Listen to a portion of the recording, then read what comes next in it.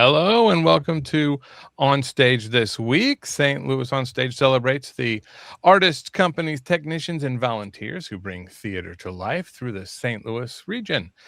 As always, we invite you to visit stlouisonstage.com for the latest in local theater. Please take a moment to like, subscribe, and select the notification bell so you don't miss the latest episode. On this episode of St. Louis on Stage this week, we continue to highlight original works, and in fact, this week's company strongly promotes original works. Today, we're talking to equally represented arts production of The Last Show on Earth. Please welcome Lucy and Ash. Hi. Hello. Hello. Hi. Thanks for having us. So glad to have you. This sounds like an absolutely amazing production. So if I can start off a little I don't know, maybe dense here, but I was reading over all the things it says about your show. And there I have a favorite Oscar Wilde quote. It's I regard the theater as the greatest of all art forms, the most immediate way in which a human being can share with another the sense of what it is to be a human being. Mhm. And in your some of your I don't know, the elevator pitch of your of your Mhm. show, you mention that you're looking at the stages the moral oh yeah, your show stages the moral vertigo of contemporary life, which is just an amazing picture of words right there because that's how life can be, especially nowadays. And then the strange some sensation of trying to remain human, Mhm. which I think is we're struggling with that with everything going on with the world, with all the electronics and all the things. Who would like to address my question here? How maybe Lucy, because we were talking about this a little before we went on. Mhm. How do you take the feeling, this vertigo we have almost of just being in everyday life, and now make that into a story, an art form that is palatable for an audience? Um, yeah. Uh, eh, so the palatable part is the hard part, and I guess just working backwards from there, uh, you don't know that it will be palatable to everyone, and that's just kind of something you have to accept. I also teach theater, and I tell my students that if everyone likes your work, then you're Disney, and that's great because you're making a lot of money. But like, it's what are you? How much are you really changing people's perspectives? So this this feeling of the this vertigo of the feeling of the bottom kind of dropping out from under us in terms of how to be human. I think that the stage is a great theater is a great art form for representing that experience, just because it's kind of what we're doing on stage anyway. We're imitating being human. There's the joke about, like, when you're on stage, it's the first time someone's on stage, they like panic about what to do with their hands. It's like Yeah, all of a sudden they're like, wait, I've got these things you never thought about how right, to manage about being right. human. All of a sudden they feel exaggerated, and we're really uh, leaning into that in this form, the kind of strangeness of being human, and the very weird, unique things that we do in communication with one another online, and we're exaggerating those things, of course, for effect. And the show takes place in two parts, and in part one, all the characters are humans, and then we have this end of humanity event, and then in part two, the characters re-enter, and they're artificial intelligence versions of themselves. So now they are imitating themselves. So they're, actors imitating characters who are now, characters who are imitating humans, and so there's a lot of layers removed, Yeah. and kind of reframing devices involved to just to examine and re-examine that, the situation that we're in, and I mean, it makes it allows us to look at it in a way that makes it even more absurd, but also I think allows us to say, oh yeah, we're all in this situation, and Right. Hmm. humans are really, silly and stupid and scary and smart and amazing and all of these things, and we do actually share a lot of things, and one of the major things that we share is this fear of the unknown, fear of the future, and just this strange feeling of not really knowing how to be human. Right, right. Well, and isn't life now a bit absurd in and of itself? And then It's very absurd. Yeah. you've digitized the play within a play, which is a way to reflect upon ourselves. And then now we're seeing that in a whole different form. And I like what you said, like the Disney thing. Doesn't everything does not have to be completely consumable. Sometimes you need roughage and you need sweets and you need all of it. Hmm. Okay, so when you're playing this, Ash, if I can go to you.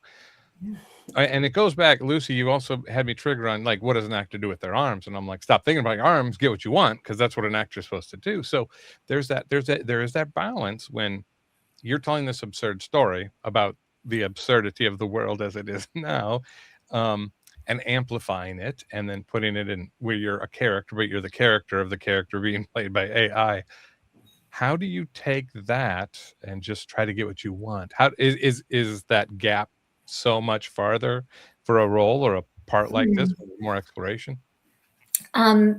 Yes. The short answer is yes. I think in that there are 6 of us in the play, Okay. 6 of us who are live on stage in the play, and every time we get together, we have all kind of gotten together to say this is really hard, and in the best way though. And Right, I right. was actually just messaging with another actor this morning about okay, what is our plan to help each other sort of figure out these characters, figure out what it means to be artificial imitating be an actor being artificial imitating a human. What does that really mean? How do we want to dig into it? And what's so great about ERA and the ERA process and Lucy and the way she directs is she gives us a lot of time and space to talk to each other and Yeah. devise together, change things up to the last minute. We really have a lot of freedom. I was telling you earlier that this has been an adventure, and again, I mean that in the best way. Right. And I think we all are really excited about the challenge, but it is difficult. We're really trying to wrap our brains around something that is still, in a way, sort of relatively new to society, right? This idea of artificial intelligence and Absolutely. how it is really, What does it even mean? what does it even mean? And even that question of, are we robots or are we a bunch of wires and cords? Are we, so I think this is such a new idea for all of us as a society, and that's probably what makes it the most difficult, but it also makes it the most fun because it can be Right, right. It sounds like you're without a net, but you don't care if you're without a net if you're 4 yeah, inches off the ground. right, It's when you're way up there, and then you're like, "We are without a net," but you got each other. That's my next question, Lucy. yeah, It sounds like you create a lot of trust, which an ensemble needs. You have to trust one another so that you can take a leap, to Hmm. over exaggerate the balancing act analogy there. How important is that for this process that you seem to um, utilize?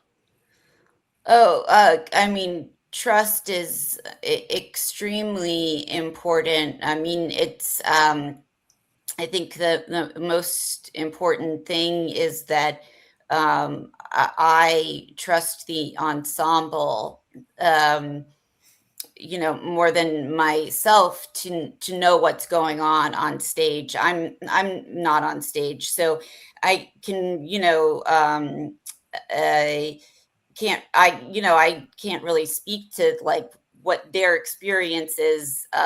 So when I direct, I try to stay out of their thoughts and feelings, and I try to describe like the storytelling that we want the audience to understand. Like, in this moment, we want to know that somebody just took the conversation too far and now everybody is upset, right? And then however they want to represent that they can choose to do that.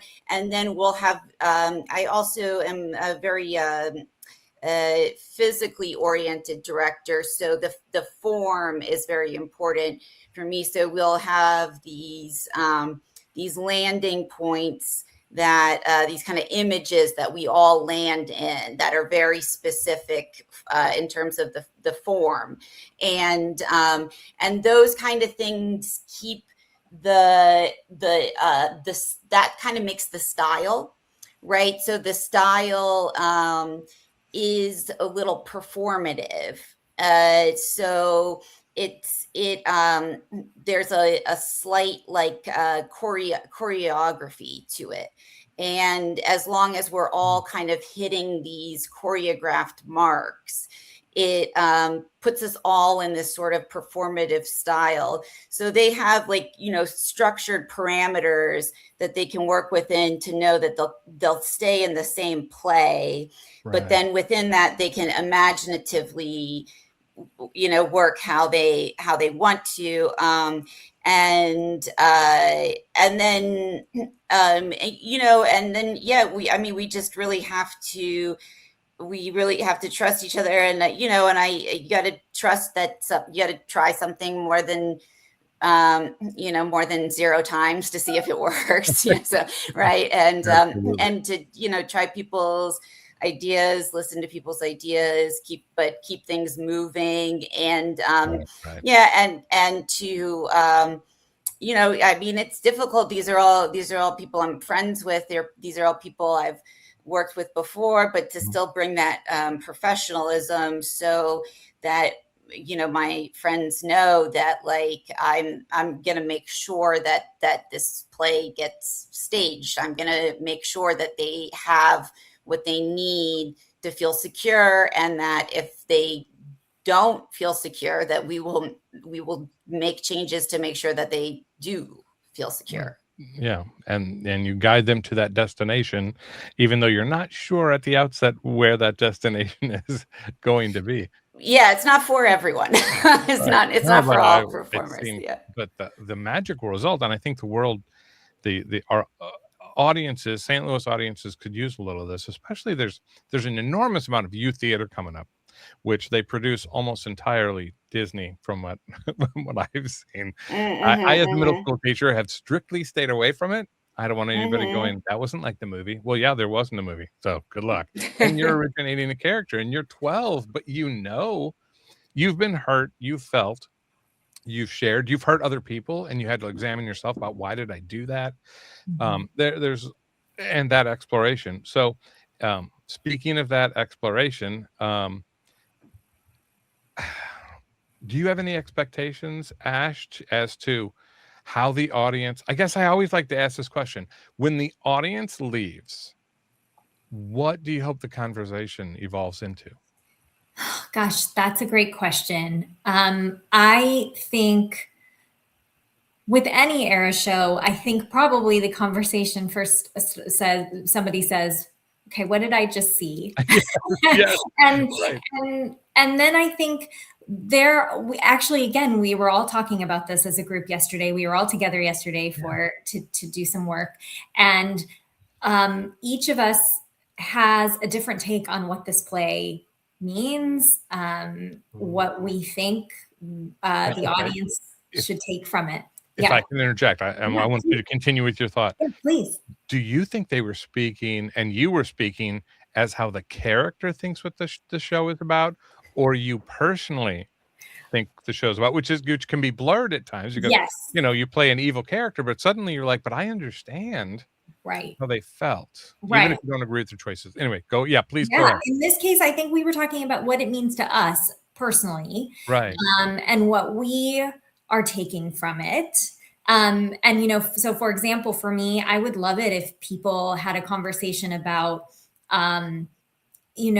what is technology or the rise of artificial intelligence doing to our quote unquote humanity? What happens if we sort of suck out the creativity, the compassion, The humanity. right? So what would happen, and are we thinking about that enough? And while I'm certainly not against artificial intelligence, by the way, but I think it's sort of for us to be clear that that's a conversation we need to be having collectively. And, what do we think about it? And what do we want to do about it? And how do we want to preserve ourselves? I would love it if that was a conversation that, and the audience was having afterwards. But I think if you asked all 6 of us actors, we might have a completely different answer. Completely different. Yeah. And Lucy, how about you? Did you have, at the outset, did you have something you thought you would like the audience to leave with, knowing kind of your destination, at least, in some perception? And has it changed during the process and with what the creative artists have brought?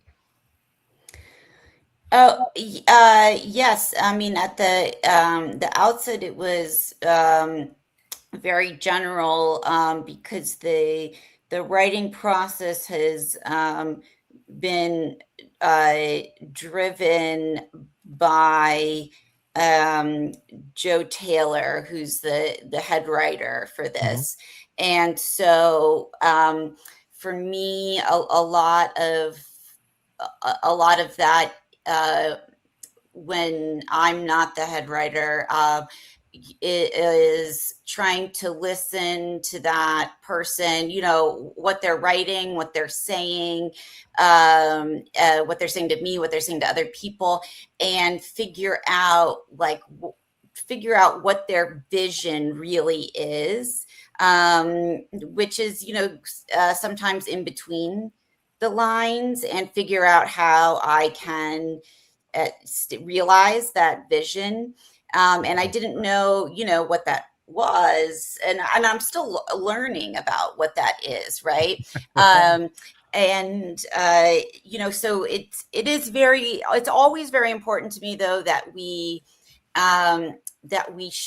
show things instead of tell things, that we allow the audience to think and feel their own thoughts and feelings, and if we choose to have a position on something, that it is very, very clear, and in a very clear moment, but that in general we kind of present things objectively, in terms of how characters are. We present people existing in the world, or we present robots existing in the world, or whatever. And so that it's not like an anti-AI play, or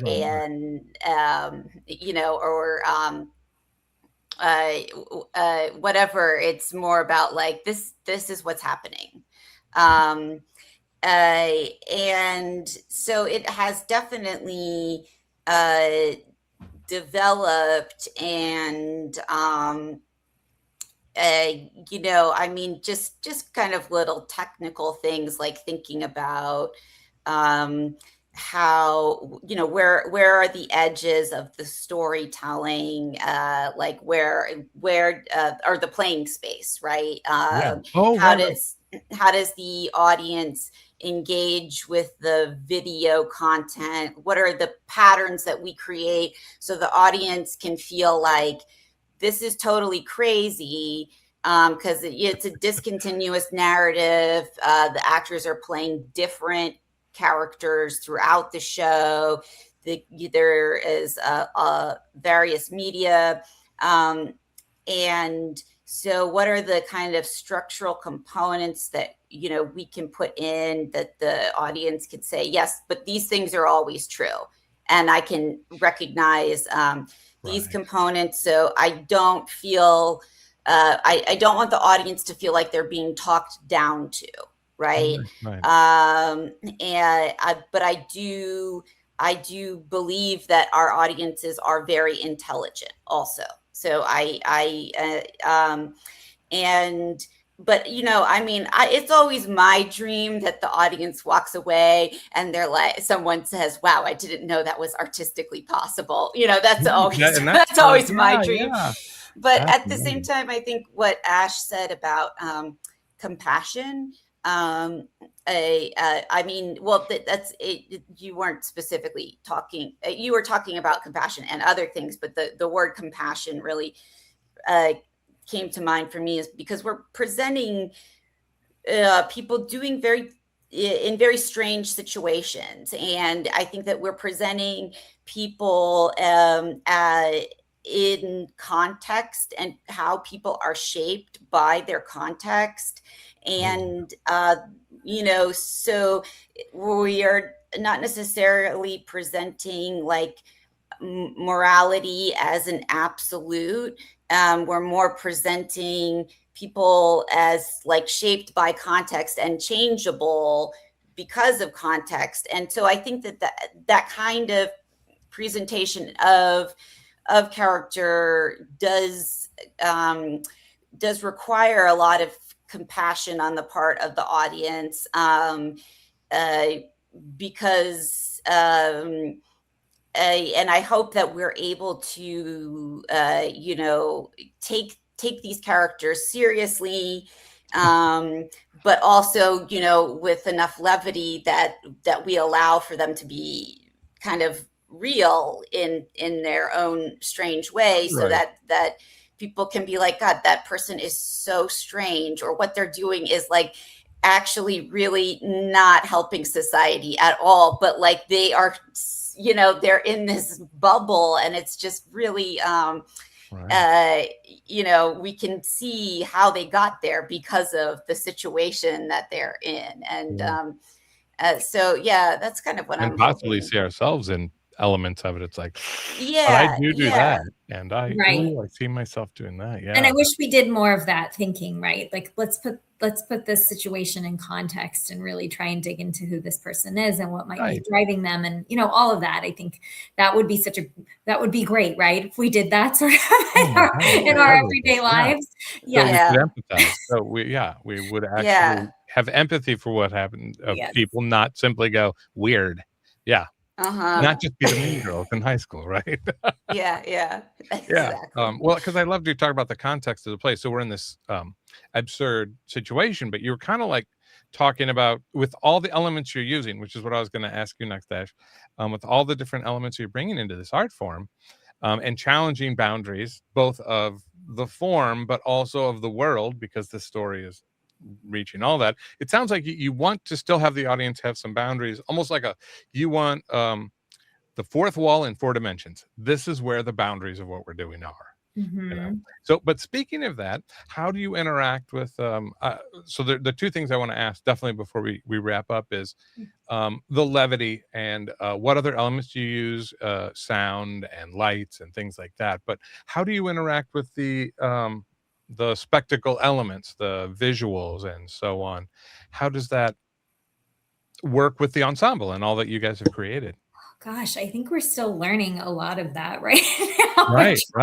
I mean, I can tell you, I don't know if this answers your question, but we've been workshopping this play for many months now. So we've been getting together as a group for a while to talk about all of the different elements, and we've started to film a lot of things on the weekends. We've started to learn little dances and music. So there really is a lot to interact with.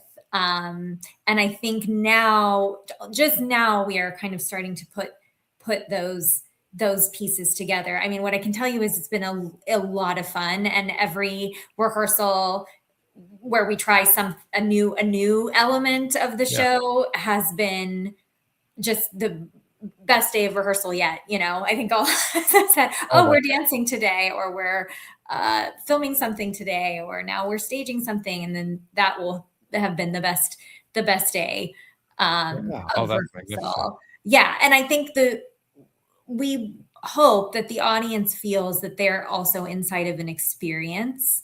Sounds extremely compelling. Yes. So I think we're trying to interact with all of these elements in a way that also brings you in to sort of have this whole experience with us. It's not just a play. Right. And then it takes all these other elements are part of the ensemble, which I know I've always felt that way. Like, For sure. They've got cues and everything just like everybody else. They've got cues, but I think even the costumes feel like their own character. The lighting's great. The set is very interesting. So yeah, I think people will really feel like they went on a little ride. Yeah, that's magnificent. Okay, and then Lucy, how do you? Okay, you've got the vision, and you've talked about understanding the artist's vision, but then of course there's a point with the ensemble, create the vision of the show. How do you shave off those things that just aren't? They're so cool, maybe, but that is not telling the story we're telling. Do you know what I'm saying? Like, how do you how do you create those boundaries for the audience and for the story so you focus on what you need? Oh, hold on. I'm going to bring you guys back up. I thought you guys were already going to be there. There we go. I just want to make sure get this out there too. So, yeah, that's tricky. I mean, sometimes it just has to do with time. Sometimes it's just like, okay, this is too long. Like, we knew from the beginning that there's no way this play can be over 90 minutes because of the discontinuous narrative aspect of it, that it really can't have an intermission. We have a big scenic shift, and I very much want the audience to see that happen, to like have this kind of moment of where they see the world, they see the crew like take down one world and reveal the next world. Wow, okay. And I wanted that to be in front of the audience. And a lot of times once you have all the pieces, then it really becomes about building an arc. And so that, especially when you have these are like, it's like vignettes. It's like this little scene here, this little scene here, this little scene here. Now we're back to this scene, but it's a different, and so when you have something that can easily feel very disjointed, as a director, you are really responsible for making the audience feel like the play is going somewhere, or they'll just be in they'll zone out, right? And so lots of times what happens is there'll be something that once we get to a run through, that it's like, okay, this is where the play dies, and then it comes back to life here. And usually there's something there, you start to establish these kind of rules and patterns, and there's usually something about that section, that the rules or the patterns or that are they're like not able to work there, like this, the sections where it's dying, or like you're not able to reinforce them, or or like we're getting confused about what's important. Sometimes it's simply that it's like, we just need to, there's too many storytelling beats here. We need to to shave this. This should be this, And so that's a lot of what you do to create a, you know, kind of a feeling of boundaries and a feeling of sense, and knowing what is that you know, you look for the anomalies, and you try to see, okay, is this like a cool deliberate subversion of the pattern we've established, or is this just something where it's like the audience is just like, what is that? Is that just like because they wanted their friend to be in that shot, or like, you know, and that is also something you have to consider. Like if you ask somebody to show up for a shoot and then you're like, oh damn, this footage is not working, like you might want to try to figure out how to get that footage in a way that works, because it's like, you know, is there a value to it? Yes, for the story, yeah. So it's a tricky thing, but that's I mean, that's one of the hardest things with any kind of new work, is that you don't really know what that rhythm feels like until you experience other people experiencing it, and so, you know, you can get a good idea and you get better at it the more you do it, but it is one of the tricky parts about new work, is that like you have to see it like 3 times with an audience, and then you're like, oh, and now I know what this play is. You know, and so yeah, it's kind of crazy. It reminds me, in the play 3 Days of Rain, they talk about when you build, and there's a big plot about architecture, and there's an unhidden thing when you build a building. It either has this light to it or it doesn't, but you don't know until it's up and you're in it and you walk through it and you experience it. Just like with the play, until you actually experience the play fully, you don't always know. Shoot, while you were talking, I had another question I still wanted to ask. I think I lost it. But one thing I found, and I'm going to ask both of you, whoever would like to answer this. A lot of times those things that you end up falling away in an original work, the ensemble feels it too. The director doesn't even necessarily have to be the one that goes, you know, this isn't working. It's got to grow or change or go away. But the ensemble a lot of times realizes, okay, this is where it might have been a stepping stone to where we've arrived. It's now no longer a necessary root to the tree, so to speak. Any thoughts, Ash, maybe?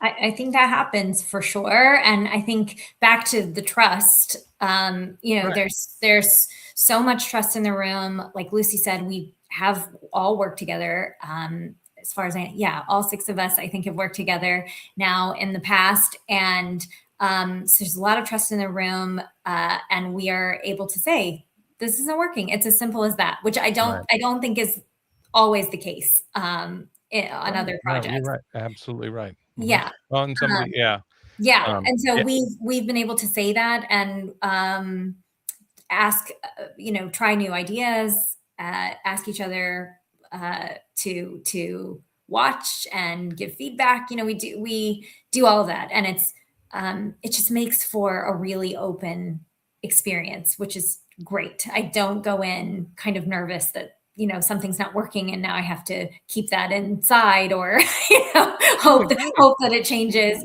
We can just talk about it, and it makes everything so much easier. And right. And maybe somebody else has also thought it, but also found a solution that you hadn't seen, like a route where, no, it is necessary because of this. Oh, you're right. It has value. I had forgotten. Yeah, I think that's really cool. That's magnificent. I think, Lucy, it seems like you've created this great ensemble atmosphere, which just breeds creativity. It sounds like kind of the foundation of the entire company is to grow and find solutions or the story and the characters together. And that's, you know, magnificent. She won't say it, but it's really to her credit. It really is. And that's theater. I mean, that's the heart of theater. You have to. Yeah, the actors bring the characters to life, and then and it was something you said earlier, Lucy, when a director lets go at some point, no matter what type of play it is, it's no longer, you know, yours, if it ever was. But in a journey like this, that's those connections, those bonds are so much more vital to find truth, which is the goal of what we're always trying to do. What's the truth of the story in these characters? So, is there any last thing I want to make sure that we tell everybody they can see the last show on Earth at ERA, September 17th through the 20th, and September 23rd through the 26th at the Kranzberg Arts Center, Black Box Theater. Is there any last thing I should know before we go? We will be adding, if you follow us on the socials and whatever, we will be adding some like bonus content, like some pre-show like workshop lecture about like creating the process that these things will be free on certain evenings. If for those people who are interested in that sort of content, and we'll have probably like a champagne toast with the cast after a show.